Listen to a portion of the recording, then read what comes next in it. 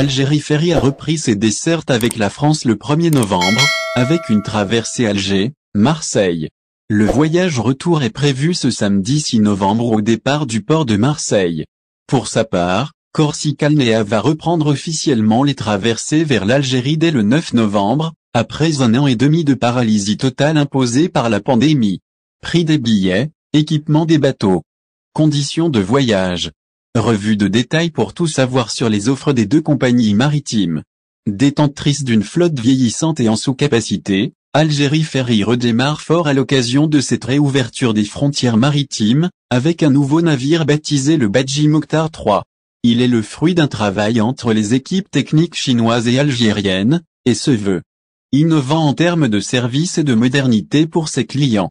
Avec ses 200 mètres de large, le Badji Mokhtar III peut accueillir jusqu'à 1800 passagers et 600 véhicules. On retiendra de lui un design sobre et élégant, ainsi que 500 cabines avec couchettes, dont certaines, plus luxueuses, comportent un lit de 2 places et salon privé.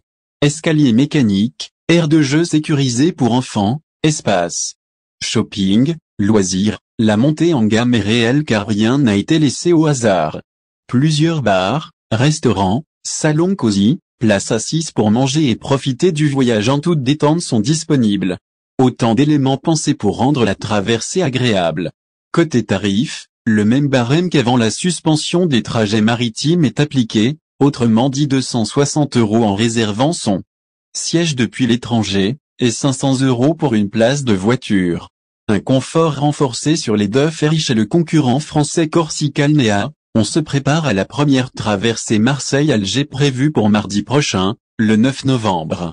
Principe de réciprocité oblige, la compagnie s'est vue elle aussi octroyer une liaison par semaine. Ambiance bateau de croisière à bord du Daniel Casanova, fleuron de la Corsica-Alnéa, qui est le plus grand navire de la compagnie. Le paquebot long 276 mètres dédié aux lignes Marseille-Alger et Marseille-Tunis, dessert de temps en temps aussi la Corse. Il a fait peau neuve en 2016 suite à des travaux d'envergure, et on l'a doté, entre autres, d'une galerie marchande, une salle de conférence, une piscine et un solarium. Sa capacité d'accueil s'élève à 2400 passagers et 700 voitures. Pour ce qui est du coût, il faut compter 228 € pour un aller simple Marseille-Alger. Il faut compter au total 22 heures de traversée pour rallier l'Algérie à la France. Quel que soit votre choix de compagnie maritime, pensez à présenter le résultat négatif d'un test PCR datant de moins de 36 heures avant l'embarquement vers Au l'Algérie. final, si vous avez aimé la vidéo, n'oubliez pas de vous abonner à la chaîne et d'appuyer sur la cloche pour recevoir nos actualités.